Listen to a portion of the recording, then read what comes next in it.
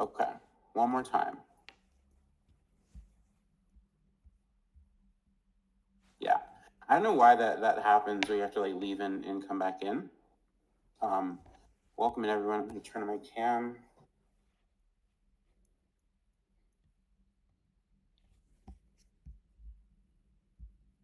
Hope everyone's doing well today. Let me get up the slides for today and we'll get a roll. We'll get on a roll.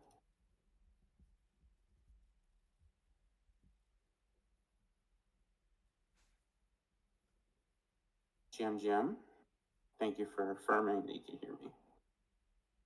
I think, Joel, it might be you in this case. Okay, so I'll share my screen, go live, and I'll invite the folks up who will be speaking.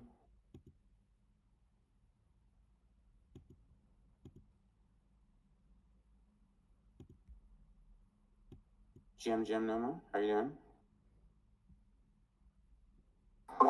GM, can you hear me? I hope you can hear me. Jim Rich, Jim Jose. Hello, can you hear me? Hello, everyone. We can hear both of y'all. So let me just put that up there. Okay, so I guess we can wait another minute before we jump in. And I can also invite up folks as we get to the SPE that they're running. But yeah,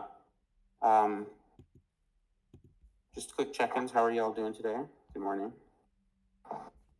Good morning. Hope everyone's doing well. I'm a little bit under the weather, so please excuse my voice. But I'm excited to get this started, to hear from everyone today, and general, good spirits. Awesome.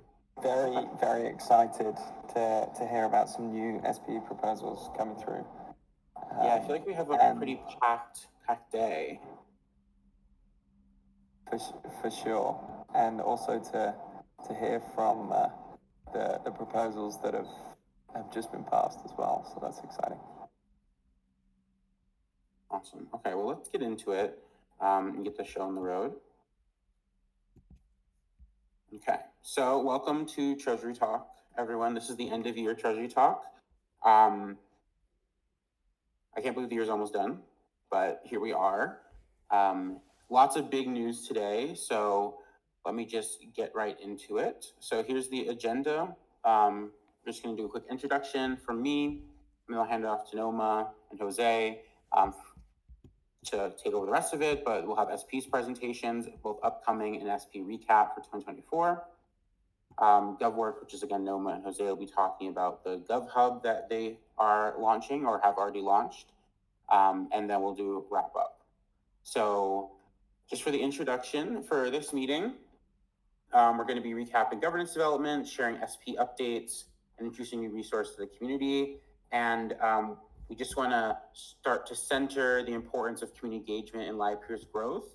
The on-chain treasury, the SP process is about you guys, right? About how you want to see the Livepeer community grow and change, and the priorities that you feel are the most important.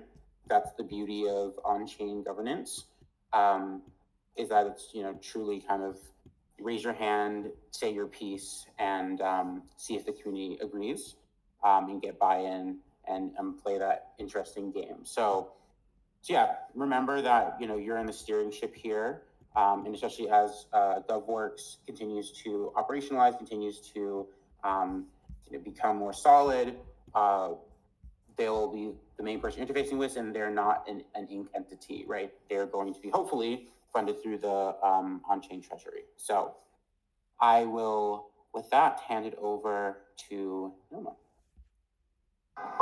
Hi, everyone. Thank you so much, Anne, for that introduction. I've gotten to meet a couple of you in the audience, but for those who I haven't gotten to meet, hello. I'm Noma. I am here with my colleague, Jose. We are representing Stable Lab, And the purpose of our engagement with Livepeer is to steward the governance working group. Essentially, what we're doing is creating the processes that enable the sustainable allocation of the Livepeer Treasury. And so, as you know, the Livepeer Treasury is intended to fund public goods in the ecosystem, and we're really here to be an enabling function for you guys, support the idea generation process, support SPE formation, and then the operationalization of SPEs, and the process of just shipping things to support the Livepeer ecosystem at large. And so we've started doing that in a couple ways. Thank you to everyone who has helped us at the context building process. And really here today we are hearing from upcoming SB proposals. So the proposals that are in the pipeline, we've outlined some high priority areas where SBs would be really useful. And the teams that will be leading those initiatives are here today to share with us those ideas, get some community feedback to help them shape up those pre-proposals that will be going up on the forum pretty soon. So yeah, I'm really glad that most people were able to make it, and yeah, we could dive right in to hear from the first upcoming SPE, Refraction. And I will let me just welcome up Raf. Welcome, Raf. Hey everybody, can you guys hear me? Awesome, great. Hi everyone, and thanks for the opportunity to present today. My name is Raf. I'm the co-founder of Refraction. Before I was at Refraction, I was at Vice as a writer and editor and head of creative, and I'm here to share how we think Refraction can really help Livepeer overcome some of the key challenges in driving adoption of its AI-powered video tools, and at the same time, empowering a really amazing creative community out there that can really, I feel, resonate with all the things that are being built on Livepeer. So, I'd like to frame the challenge. We're really thinking about Livepeer technology with immense potential, but we find adoption among creators faces three significant barriers. One, it's limited real-world use cases to demonstrate this transformative potential.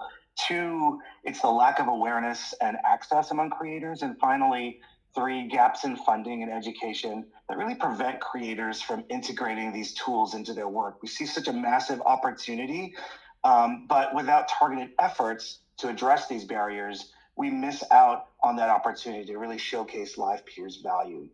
And I think this is where Refraction comes in. So we are a global network of artists and experienced producers. We're really dedicated to connecting creators with cutting-edge technologies in the hopes to sort of really change culture and change the cultural industry by empowering these artists with new tools and showing how technology like Livepeer's can really transform this creative economy. So far, over the first 3 years, we've had over 40 successful activations worldwide, including collaborations with Livepeer in Berlin, Singapore, and most recently in Bangkok. And I think we've proven our ability to really onboard creators and amplify the impact of new platforms. And our proposal, Support AI Artists, directly addresses these challenges. We want to onboard 50 to 100 creators to explore Livepeer's AI tools. We want to use grants, workshops, and curated showcases to provide these creators with the resources, the education, and also the platform that they need to integrate Livepeer into their practices. So this program is really about more than events. This is about driving real adoption. So we want to focus on introducing Livepeer to the Livepeer AI subnet and the tooling to a diverse but select group of creators, highlighting this potential to transform the creative economy. What's great about Refraction is over the last 3 years, we've really created an amazing network of both emerging artists, but also very established and what someone might call blue chip artists that we're able to introduce this new technology to. So there's a grassroots lift that happens, but also a high level lift from more well-known and established artists. And so for us, a key moment will be an ETH Denver 2025 showcase, where we want to amplify attention to Livepeer's ecosystem through all this creative outputs that we create with this program.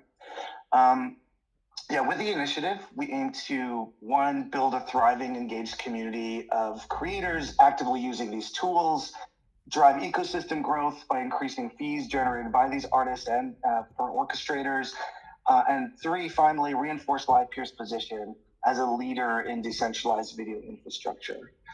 To achieve this, we're requesting 4,000 LPT tokens allocated to grants for artists at 35%. We want to fund those projects that leverage these tools. We have event costs at 30%, which is covering the logistics and production for this amazing showcase. We want to create this moment for people to come and really focus on Livepeer and all the amazing things that are being created there. And then finally, team costs to support the curation, the education, the marketing, the ecosystem building, and finally the reporting. And I guess to close it out, by supporting this proposal, we're really investing in a partnership that empowers creators, showcases Livepeer's transformative potential, and we know that together we can really drive adoption, build a thriving creator ecosystem, really demonstrate the power of what Livepeer is building. So yeah, that's it. I know I blasted through that really quickly because I'm trying to be conscious of everyone's time, but thank you so much, and I look forward to everyone's feedback. Thank you so much, Raf. You actually did really well on time. We have 5 minutes allocated for each presentation, so thank you for that concise one. I can attest to Refraction having a finger on the pulse as it relates to the culture component, creators, and I think there's a lot of really cool stuff being built in Livepeer ecosystem, and it's time to get folks, artists, using these tools, testing them out, amplifying their use cases, and so on. So yeah, I would just like to open up the floor. If there's any questions from the audience, feel free to raise a hand or drop in chat. Your feedback is really, really important to help Refraction shape up that pre-proposal that'll eventually be posted in the forum and then sent to the voting portal. So yeah, if anyone has any questions, comments, please feel free to share. I can see a couple people are typing. One note for me is that I attended DevCon Refraction's event. It was super compelling, super great, and really fun. So I can definitely attest to the event quality that they put on. As well, another note, as we build out the real-time video AI pipelines, utilization of those is going to be really critical. So getting folks like live streamers, creatives, to start utilizing those pipelines will be critically important. And I see potentially this going to support that effort. So definitely, Inc. will be collaborating with all the SPEs as we all have a vested interest in the success of the network. Yeah, I'll also add to that, one feedback that we did get was, how can we, bring Livepeer even more forward at these events and really have them, front and center and raise more awareness of what you're doing. And so I think that's what we're really trying to focus on with the ETH Denver, with the ETH Denver activation and showcase.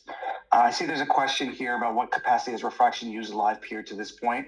We were actually in the cohort for the startup grant that came out. And so we were integrating some of the AI pipeline into a product that we are building called Regenerate, which is a real-time video filter and visuals program. So we have a live video streaming visuals app, which uses shaders and different sorts of filters to empower artists to have access to high quality live visuals. And so when we heard about the AI subnet being built, we were really excited to bring some of that technology. So now, thanks to that cohort and that grant, we were able to implement that into the visuals as well. And I can share some of that on Discord. I'll share a link to that so you guys can try some of that stuff out, which is really great. Outside of that too, I would also say, because Refraction is a real nexus point for culture, and we have these events and we have this curation and these exhibits, a lot of people from the Livepeer ecosystem also really come into play at some of these events as well. So we've already been talking to other people from the cohort, whether it be origin stories or titles, etc., UFO club, people who have really vested interest in Livepeer to build something that also showcases what they're doing as well. So it's both integrating the technology itself, but also the access to all of these amazing artists who are not using it and who can then kind of come on board and preach the gospel. How are we sourcing? Oh, sorry, go ahead. No, go ahead, Raf. Oh, I was just looking at the questions here, which is how are we going to source the artists and what quality there is there? I think as I mentioned before, we already have a global network. The Refraction is a DAO. We've got over 2,000 members, and what's great about being activating across the world is that when we go into a place, we are activating the local artist network, as well as bringing in international talent. So maybe I can preface this with a little bit of backstory for Malcolm, who's the other co-founder. Malcolm has a long history in digital art. He went to New Museum. He was in New Ink. He also founded a festival called New Forms in Vancouver, which was a very early digital art and music festival. So he has deep ties with digital artists that predate, blockchain art. Through him, we're able to access, people like Nicholas Sassoon and, Sasha Styles, who, recently did something with Sotheby's and with Gucci, etc. So we have this really great sort of 2 or 3 tier levels of artists where we've got, new artists that are learning how to create digital art, and they're kind of seeing us as a guide into how that interacts with the blockchain. We've got emerging artists who are, Web3 native, but are looking to take it to the next level, and we're providing them opportunities to, showcase their work, have new collectors, etc., on a global scale. And then we've got this established artists, which are, maybe you want to call them blue chip artists, but those who have a large collector base, and are, really leaned into specific communities, have their own communities, have a large social following, etc. So, I think when we think about who we're trying to bring into the Livepeer ecosystem, what we found is like a really good mix of one, let's call them high level artists, for lack of a term, who can really capture a lot of attention through their already existing audience. 2, which would be, I would say, maybe the bulk of it, because you have emerging artists who are really invested and trying to find something that really differentiates themselves from other artists. And then, we have the emerging artists and those people who are just sort of like, crypto curious, and we want to kind of bring them onto, show the power of the blockchain with that. Hopefully that answers your question. If there's any more detail you'd like, I'm happy to answer.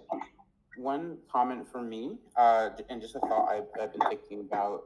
Just something I've been thinking about a lot is, and this is also for the recent E Squared SP that was passed, is really thinking about what does it look like to have messaging that reaches outside of the Web3 audience.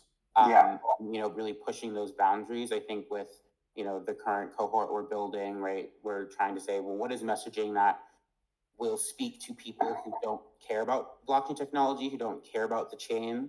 So I would love to see that as a piece of this SP. Like, it's just a personal request, we don't follow, but I just think that is something that, if we can break out and, start to expose people to, like, why this is better than an alternative AI offering, I think that can really help start growing Livepeer's mindshare, not only within Web3, but outside of it as well. Yeah, I think that's a really good point. I'll just also say that, because of the curation, especially on the music side, we often are bringing audiences that are outside of Web3 because we're activating in spaces like public records in New York. We have our tickets on Resident Advisor. So these become cultural moments that are interesting for people who are just into new experiences and something cool. What's great about Refraction is that we've been able to build a reputation as, in the, let's call it electronic music or electronic music culture community, that they want to come see what we're building, whether they're Web3 native or not. They're like, we know that fraction that there's going to be cool art, cool people, amazing music, DJs that we want to see who are touring internationally, etc. So that opportunity to bring people from outside of Web3 and give them, expose them to really interesting new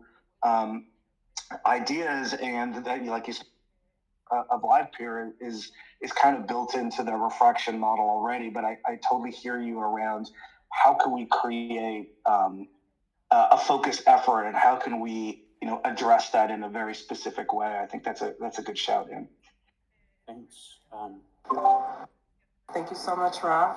Yeah, and I just to point out the great idea around collaborating with other SPEs that might also be mission aligned, like eSquare, like you just mentioned.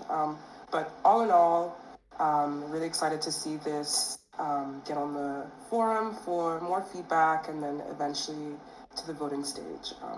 I think that is it for now. All right, thanks everybody. Thank you so much, and we'll just Thank call you, it Raf. Jason to present on open source software funding. Hello. Welcome, Jason. Oh, hi, everyone can hear me? Yes? Can we get to the slides?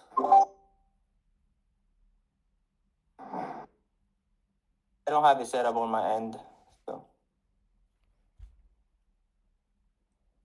Hi, everyone, this is Jason. I've been with the community for 3.5 years, and I am in the draft proposal for SPE.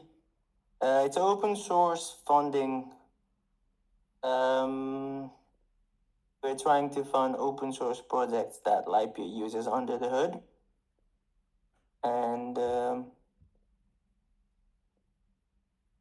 well, I mean, that's the gist of it. But, so for a while, we've been discussing like how we can contribute back to the open source project. And after Rick talked about how CodeGen was having, the developer for the CodeGen was having some issues financially, and we thought how we could contribute to them as well. And since everyone is really interested to give back to the project, we were planning on making an SPE. So that's how the idea was formed. And can we get to the, I can't see the slides, if you can. Yeah, we're on the how much and for how long. Oh, I can't see it on my side. Just a second. It was still on the refraction, so I just thought like maybe it was just like an introduction part. Oh, folks in the chat, Noma, can you see the I'm on or no? Yeah, so I can see Jason's slides on the Okay. how much for how long slide. So maybe you might need to refresh your Discord or double click into the screen share screen. Some people are saying they can't see new slides. It's working fine on my end. Okay, let me stop streaming and restream. Hold on. Sorry about that, y'all. I don't know what happened there. Discord being Discord. So so can you guys see the Yeah, now it's on. I can Okay. see. Thanks. So apologies if it was stuck, but this was the intro slide, and then this is the slide that Jason was just talking about. And now we're on for how much and for how long. Go ahead, Jason. So, so as I said, we already have a lot of projects that were being used in Livepeer, and then we were thinking like, how long would we be supporting these projects? Because we can't, of course, support them indefinitely because we don't know what projects we'll be using in Livepeer. So this will be like a trial phase, and then it will be for a year where we will support all the projects monthly via either GitHub or paying them directly with USDC on chain, which we could be like tracked. And the money, like the approximate LPT is approximately 50,000 for like a year, and those will be distributed depend on how much the project is being used in Livepeer itself and what's the financial wellness of the project. So like how well the developers are doing and how many people are supporting them on either GitHub or directly. So, and for the accountability, and as I said, it will be most of the payments will be on chain, so it can be easily tracked, and also via GitHub, which also shows like what projects are sponsoring them, and we can see, of course, we will create like a monthly report for how much money went to what project and what were the expenses for that project. And as GovWork has a lot of frameworks for how accountability can be handled, we will coordinate with them to make sure that everything is clear and everyone knows how much money is spent where and how. And at the end of the year, after the trial phase is complete, we will do evaluation where we will contact with developers to see and get their opinion on how did Livepeer or the sponsorship help them and how we can do more for open source as a whole. And if we have like a feature request for them, how did they feel about that, like without being sponsored? Some projects of course request features and then they're not really contributing back, they're just asking for more without giving it back. So we will also talk to them like how they feel and stuff. So that's the gist of it. And so a couple of memes like Memes always welcome. that's the main part. I mean, everyone knows like supporting open source is a major thing we could do as a treasury and as a Livepeer. So there's nothing like new about it. So if anyone is thinking like, sure.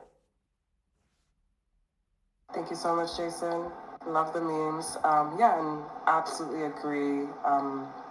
Supporting open source software is really crucial in just continuously stewarding the ecosystem, signaling that people should continue building open source software because there are avenues for support for them. And yeah, I really like, the process of the idea generation, formation, just understanding that open source software is what underpins a lot of the activity that is happening in Livepeer right now, and consistently thinking about ways to keep that flywheel going is really important. So yeah, if anyone has any questions, comments for Jason, feel free to raise a hand or drop in chat. As always, chatting Kathy. If something that Rick and I had talked about a while back is the importance of, as like members of Web3, starting to show people that we're here for good, right? We do care, we understand like supporting open source software, we understand supporting other people in trying to dispel a lot of the negative perceptions I think people have of crypto. At least my personal perspective from the community end is we need to start contending with that and proving people wrong about their perceptions and accepting that, some people have negative perceptions of us, and we can do our best to try to show that that's actually not true. Here is the evidence. And I think this is a great evidentiary practice that Livepeer is standing by its values. Absolutely, absolutely. Rich says, I think a super cool initiative. My main questions here are, what is the decision-making process on who gets funding? If you could speak to that a little bit. Yeah, I think it's also answered in one of the slides. As I said, like we will go through like what projects are used in Livepeer, to what extent, and how important it is to Livepeer, and of course like how well the projects are doing themselves, like how many sponsors they have, how are they how are the developers doing financially. So that would be like a criteria to evaluate what projects get what percent of the funding. Yeah, I see a big collaboration piece with developers that are working in existing SPEs, Livepeer core devs, to help that advisory aspect on who actually gets the funding, building some sort of priority list on how much funding each developer gets and so on. So yeah, a lot of great avenues for collaboration there. Another person says, are there any good anecdotes you can share about negative reactions to Livepeer or towards AI usage in video production from outside of Web3 versus the usual negativity towards crypto? So while making the list of okay.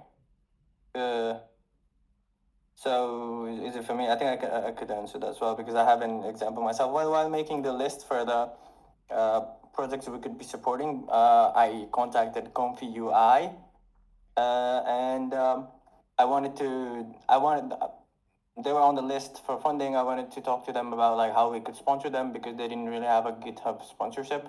I went to the Discord, and when I tried to contact the Comfy, I think he's the founder of the Comfy UI, there were a lot of people saying like, oh, another crypto scam, saying they want to have like their token pushed up, pumped up or something. And I was really shocked because I clearly stated like we could sponsor via GitHub. You don't have to accept any tokens or anything.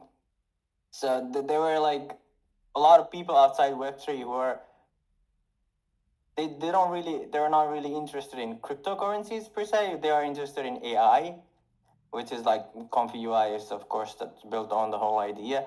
And then when we sponsor projects like that, I don't know if they're currently accepting because they said like they are a private company and they can't accept any sponsorships. But other projects like that, when we sponsor them, like they see the values of cryptocurrency as well, because we as a Livepeer, we have a treasury that's funded by the Livepeer token itself. So I think people will see the value in that when we are going outside and contributing to the whole community. Yeah, and to add, I have a lot of just like personal experiences with, people in my local community. Like, for those who don't know, I'm in Salt Lake City, Utah. In my local community, I do a lot of organizing, and people have very negative perceptions about what I do for work.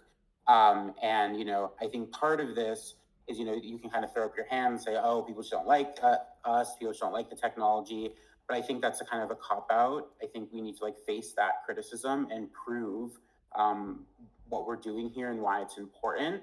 And I think like, this SP and other initiatives that Inc. will be doing as well will try to start shifting that perception and maybe, leading first with, and this is something Doug has said a lot, leading first with value, right? And then explaining how that value is created, which I think usually in the industry that's flipped, right?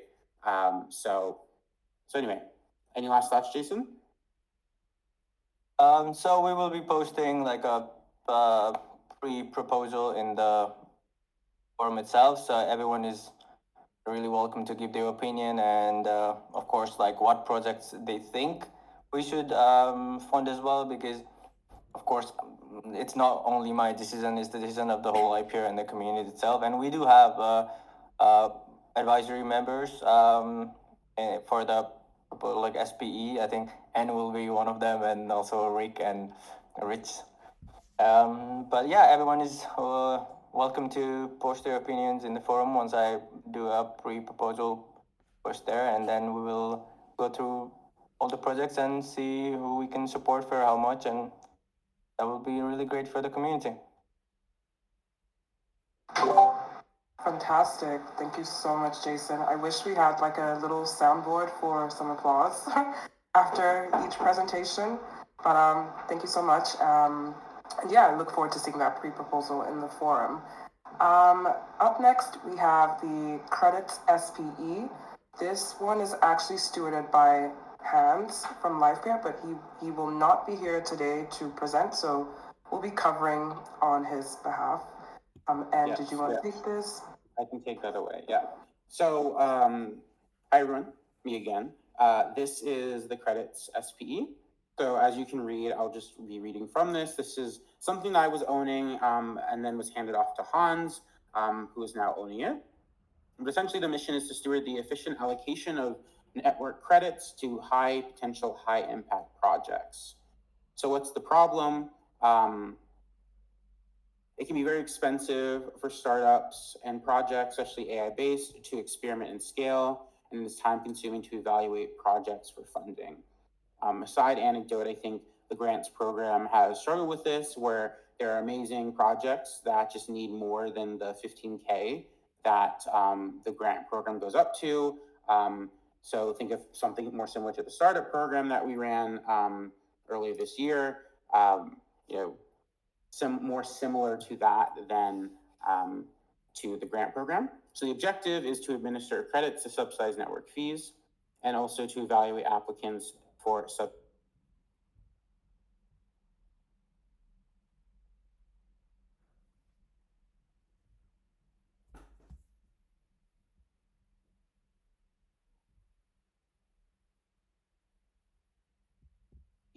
Livepeer go-to-market, community, etc.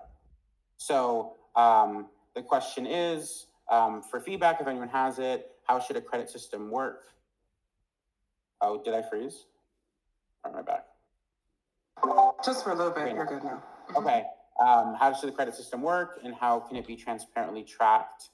And what other reporting to tracking is important? So that's kind of the overview.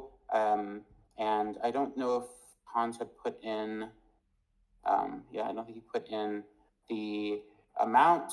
But so I won't include that. Maybe that's still in flux. So yes, any thoughts, questions?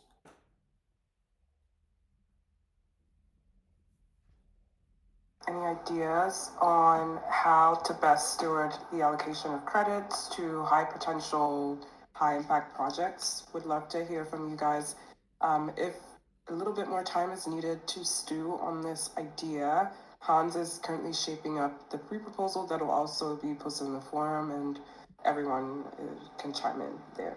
I can see a couple people typing in the chat, so yeah. I know there's definitely appetite, there's definitely interest for this SPE, definitely a high priority one, and I think it'll be really great to make the onboarding pipeline for new projects into the Livepeer ecosystem a lot more simple and just subsidize cost for them. So, yeah. And a note for me, a potential flow from Inc. to community. Potentially the grant program can be one of the first steps. Before this, I mean, of course, people can just jump into community and start at the credits SP, but my perspective is, you know, we have between the 2 and 15K grants over at the grants program in Inc. And then I'm seeing a potential where, you know, people start their project there, do proof of concept, the MVP, and then present that.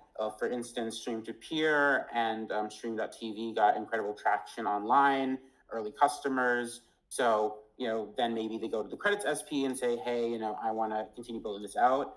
Stream to Peer actually made a request saying, hey, I would, you know, would love some credits to continue running what we're doing. So I see this as like a way for the community to decide, well, what will be meaningful for the growth of our ecosystem. So you can have more of a say in the direction and a more say in the, product vision for our ecosystem overall. So I think it would be quite empowering for the community. Brad says, any thoughts on community involvement in direction of the credits distribution? Maybe a weighted input to the decision process. Yeah, I think that could be quite interesting to explore to further democratize the process of distributing credits. Quite interesting. Currently, I think in the pre-proposal that Hans is writing, it's going to be a committee, and that committee is, I think, potentially voted on. And maybe a tool set that can be used here is Snapshot to vote on those people in the committee. And I'm pretty sure those positions would be paid and ideally filled by community members. However, if there is a desire to have a more democratic process, one thing I've been wanting to see in Web3 governance for a long time is having a committee vote and then the community vote, and having some arbitration process if there's disagreement and conversation between both the community body and then the committee body. So I think there's a room for exploration there if people want to drop that in the governance channel. I'm pretty sure Hans would be willing to hear you guys out there. Absolutely. I think in the interest of time, we can move on to the next one. This is from the Stream ETH team. It's a pretty vague slide. They will also be shaping up a pre-proposal to post and forum for feedback.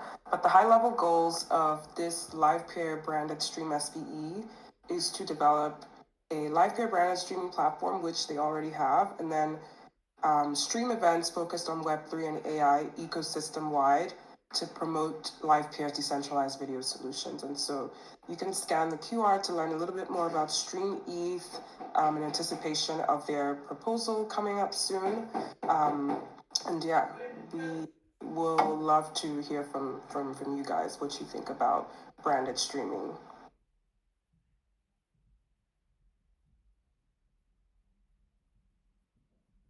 Hopefully, someone from the streaming team can jump into governance and give more details on kind of what their plan is, what they're going to look like. I assume they'll post a proposal on the forum and people will learn more then.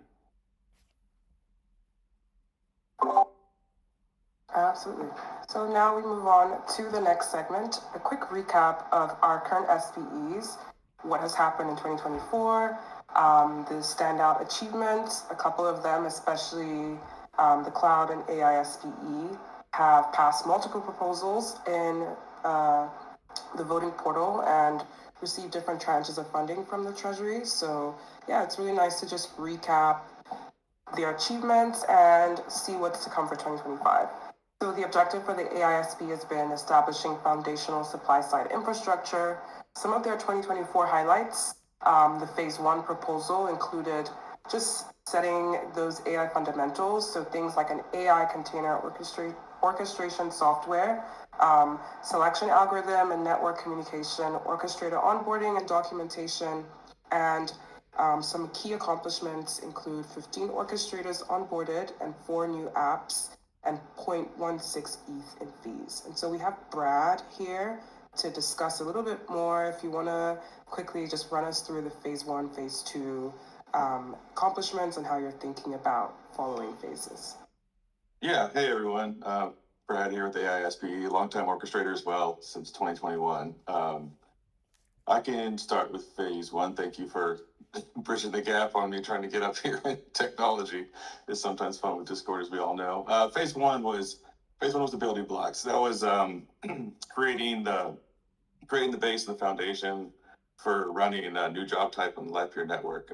Yondon started it with Rick shortly thereafter, and the rest of us, John, Peter, and myself joined sometime between May and August of 2024 to really start speeding up development. Some of the core things that was added in phase 1 was the AI container orchestration software with Docker and with managed containers and also external containers. The selection algorithm, network communication, some initial pipelines like text to image and image to image to get the network creating the new job types. And then as well, for people like myself, orchestrator onboarding documentation, rather than throwing them in the well and seeing if they can swim, try to give some help and some documentation on how they can get running and keep running reliably. That was a big push, and it was a super interesting adventure to be a part of. I started hacking on it early on, and it's a lot better when the documentation came out and got built out a little bit better.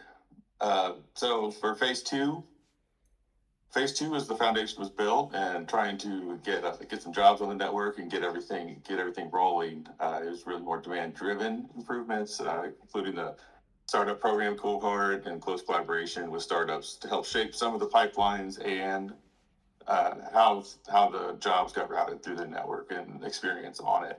We learned a lot through that time and very much appreciative of the startup cohort and all the feedback we got from them. So the top things that we kind of did were the feature pipeline enhancement. This is new AI pipelines, including audio to text, which StreamETH used with DevCon, and segment anything, which is a pretty cool pipeline, and dynamic LoRa's, which you can add to image, text to image, and some other models as well.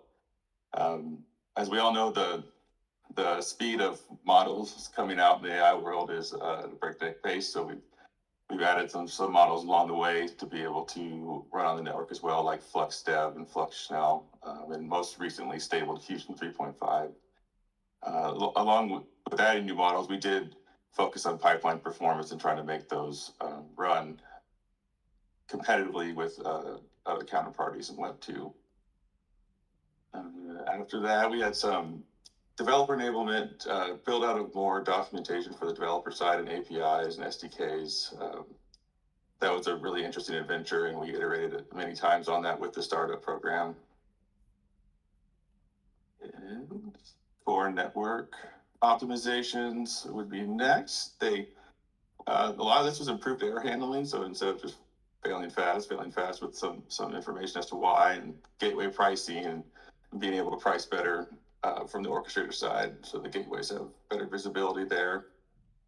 And sometimes what I consider one of the really important thing is metrics and monitoring and being able to see what's happening on the network. So we improved performance metrics from the gateways and orchestrators, and some improvements on external container management, as well as remote worker scaling to help us orchestrators add more GPUs and more workers to provide more supply. And the last thing we added and are currently adding is some hardware visibility that reports up to the gateway. So gateways have some visibility into the hardware that they're going to be able to use on the GPU side for the work that they're sending through the network.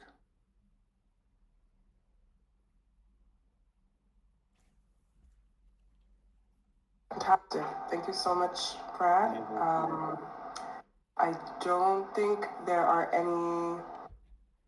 too many questions, but yeah, I know that there's also plans for posting a more detailed report in the forum about 2024 and then another proposal for 2025. So really looking forward to seeing both of those.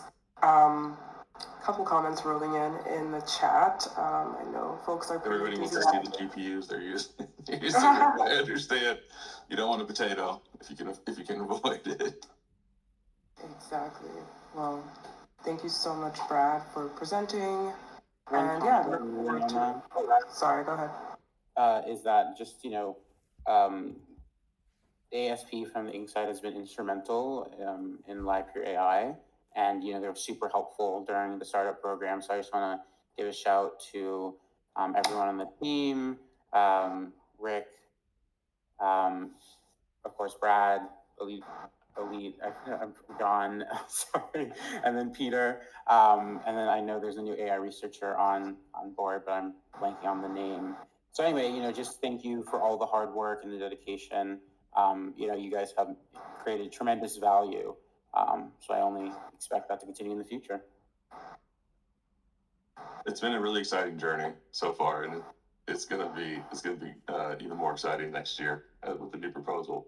And yes, we'll work on a recap of this latest proposal that we've had, and then post a new one for next year. Fantastic. Thank you so much. And yeah, well done. Next, we have a quick recap from the Livepeer Cloud SPE. So their end of year update for 2024 has actually already been posted in the forum. You have this QR code there to scan and read that in more detail. Mike, if you'd like to come up and say a couple words about this. Yes. First and foremost, for those that don't know, the Livepeer Cloud SPE, it's myself, longtime orchestrator running Zodap. It's Papa Bear, who's in the audience, and also Speedy Bird. So the three of us have been in Livepeer for a very long time. But again, we're committed to making Livepeer successful. And I think the main mission from Livepeer Cloud has been increase accessibility and adoption of the Livepeer network.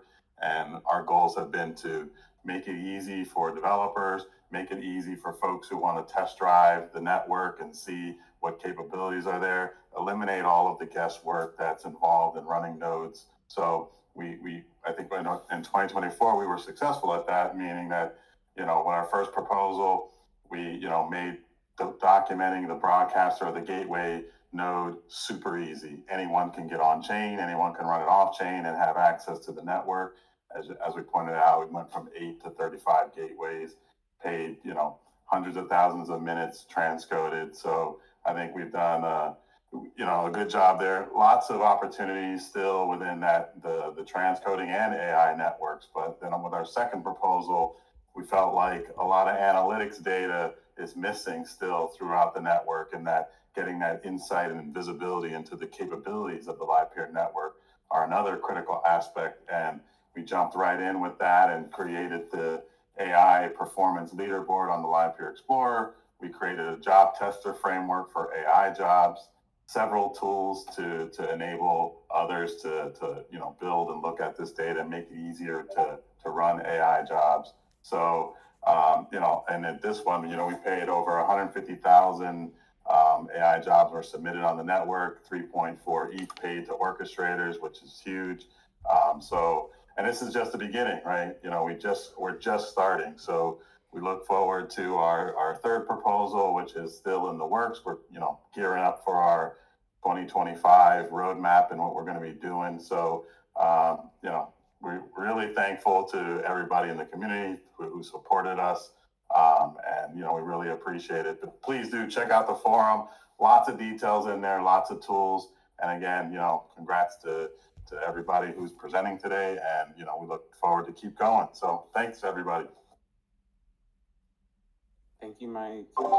Thank you so much, Mike.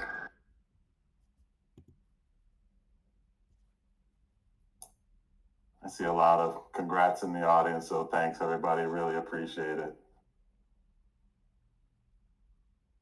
Yeah, one note from me is that, of course I'm newer in town, but it's really incredible to see all these SPEs working together towards a mission of improving Livepeer and growing the network and growing the acclaim that we have. It's super awesome to see that decentralized effort.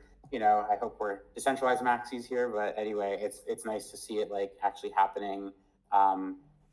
Makes me excited for next year.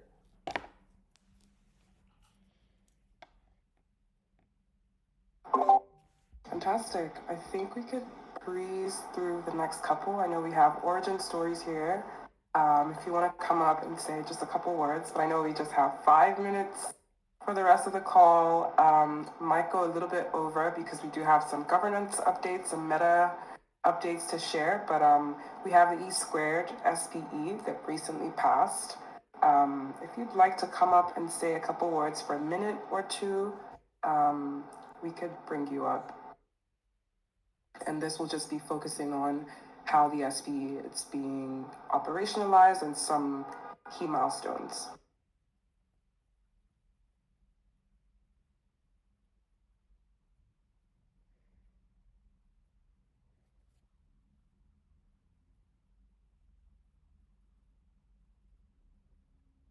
Hello, can you hear me? Yes, can Welcome hear you. up. Okay, great. I'm gonna be switching to Wi-Fi at some point, so if I go out, please let me know in the chat, but only for like 10 seconds. Yeah, so we're very excited about this and already have been sort of getting to work. A lot of what we are doing, we also talked about in the water cooler, which I think is a super interesting space as well to complement this one. So it was cool to get to be there as we were talking about the SPE. And essentially, yeah, I was on the call with one of our advisors today, and he is also talking about being able to do some research for us as well around some key questions that we have about markets, because he's a former professor of music innovation. I was an ex-advisor for Bandcamp very early on for like 13 years. And so like he is also very aware, like they did a conference about blockchain, I think in like 2014 or 15. So this idea of emerging tech and being early to innovation and what that looks like as it starts to layer in is something that he's very familiar with. So this first quarter is basically focused on like really setting some frameworks and processes, like really helping the people that we're bringing in who are not in this space. And also that's not really part of the sell. I think it can be a great complement. But the AI piece alone has such transformative power for like a lot of sectors. And so being able to like, yeah, showcase the technology and how that's working, because I think the idea of a subnet, which is very affordable and scalable, is so attractive as this builds out. So that's kind of like one of the big pieces. And then the first kind of moment we will have will be for Eurosonic, which is a festival in Groningen. It's in the Netherlands in the north. It's like one of the beginning of the year music conferences and festivals. Very cool. And so we will basically do some small workshop in tandem with like the music tech conference. So trying to shape up what that looks like, as a lot of the people that we're bringing in and looking at as potential partners will be there. It's a really good time to get a pulse of like where everyone's at, and also like make some sort of strategic planning for not only the next 6 months of our pilot, but also the future. So yeah, so that's kind of our two main focuses right now. One good piece of news is like, I think we'll have a 5th person joining in the core who is very like, going to be very helpful around like,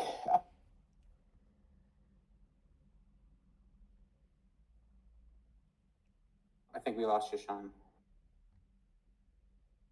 I think that's the AI switch that was mentioned, the Wi-Fi switch. AI is all in my brain. There's so much talk of AI, so it's understandable.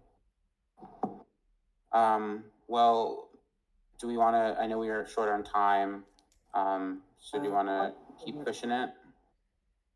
Yeah, let's keep pushing ahead. And if anyone has questions, comments for origin story, there's also the forum thread you could comment on.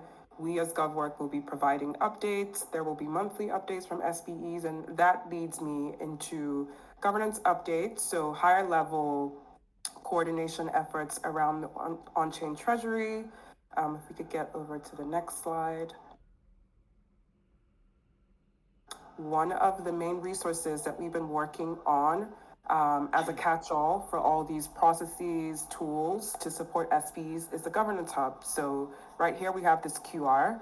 We'll leave this up for a couple seconds so everyone can scan and go check it out. We were planning to do a little bit of a demo, but in the interest of time, we'll let you guys explore async and are still welcoming feedback in the governance channel on any potential, refinements that you see, anything that you think is important to have in there that is not in there.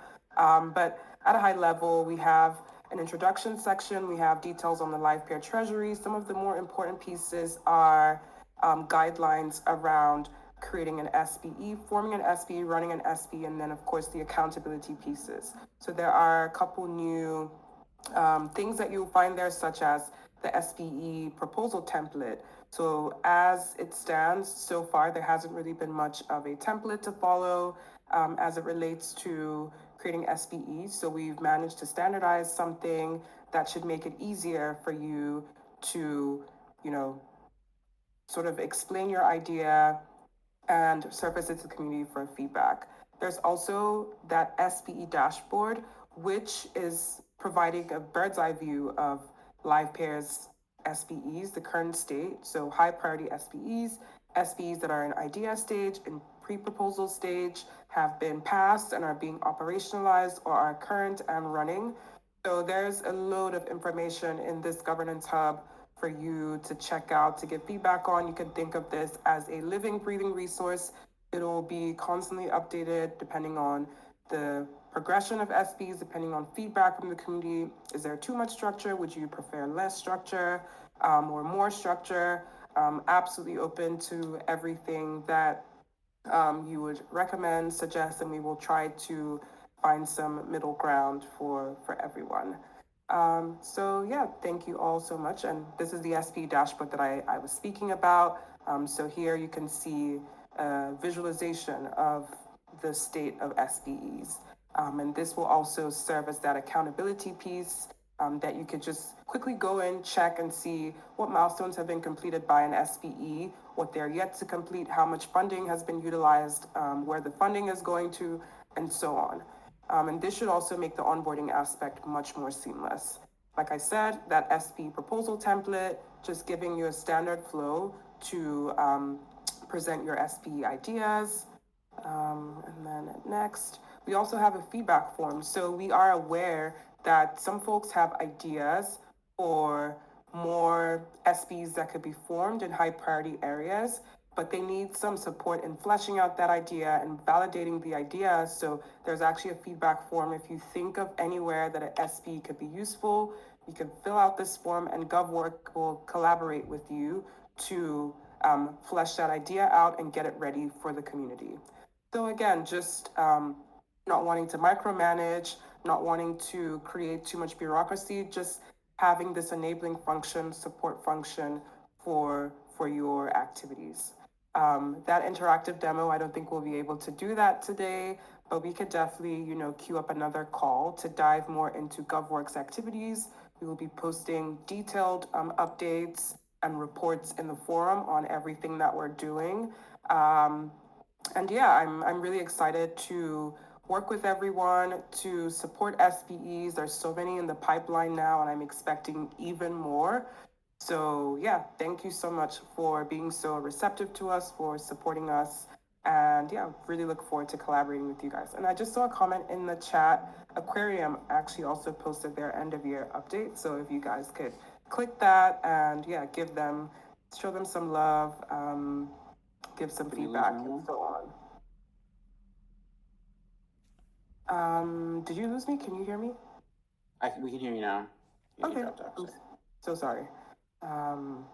Perfect. And so I will hand over to my colleague, Jose, just for the wrap up and next steps. Thank you so much again to everyone who contributed in making this Treasury Talk what it was. A lot of great news from current SPEs, from new and potential SPEs. So yeah, looking forward to seeing all this new Treasury activity in the last couple weeks of this year and in the new year as well. One additional thing for me on the grant program. So that grant program is going to be getting an update. I'm going to be leading on that. So right now we are not, making visible the accomplishments of all of our grantees. So that's going to be part of my intention for Q1 is making sure that we get that visibility, we get top of funnel engagement, and we get community engagement for all the grantees, and then potentially buy-in if we do pass that credit SP as a part of the next supporting step for grantees. Go ahead, Jose. Hi all. For those that didn't meet me yet, I'm Jose. I'm supporting Neoma also on the creation of SPs from GovWork side. And if you can go to the next slide, we'll do just a few notes to close up the session. On the GovHub that we just released, you can also find a new accountability framework. This is meant for already existing SPEs that will have clear guidelines on how to report the community, to make operations transparent, and also to showcase successes from the period so that we can also be up to date on what accomplishments have been made. We have also, if you can go to the next one, we're also calling to action for the new SPs to post their pre-proposals, so those ideas that have been developing into an FP form. We from GovWorks will be supporting them into creating the proposal. So if you need support, just reach out to us. We'll be there to make your idea form a proposal. Otherwise, if everything is already figured out, you can just post it in the forum and we'll go through it and start discussing with the community. And just the last note is that shout out to the Livepeer team, especially Carlota, that has been forming this Livepeer events calendar that you can find in Luma. So if you want to be up to date with all the events from the community, just scan this QR and you can import this into your own calendar and you will not miss any of the new events for next year. So thank you so much, and I hope you all have nice holidays. One last note for me on just an update. I just wanted to announce that I am now head of community at Livepeer. So that contract is going into effect end of this month. So, acting as it now, but that official role hasn't started yet. So anyway, just happy to be here. It's been great to get to know everyone. I have a lot of cool plans, and I just want to note that I want to follow the community's lead as much as possible. I want to ensure that your voice is heard at Inc. and that we build a really vibrant place where we can show the rest of the industry what true decentralization looks like and show what it looks like to make a great project even more incredible. So super happy to be here. It's been an amazing 6 months that I've been at Livepeer and looking forward to an amazing year. And riding this wave, riding maybe the wave up with all of you together. So thank you for having me. Thank you all so much, and congratulations, N. This has been such a great session. Of course, my first time hosting one of these calls, so really, really inspiring to just see all the great work that's being done and to think about ways that we could better support you guys. So thank you all, and I look forward to seeing you guys on more of these. There will be a more consistent flow of Treasury Talks, and if you think new verticals for calls are needed, of course, feel free to chime in. There will be a recording of this call for today. There will be notes, and so on. So yeah, thanks again, and have a happy holidays. Happy holidays, everyone, and until next time.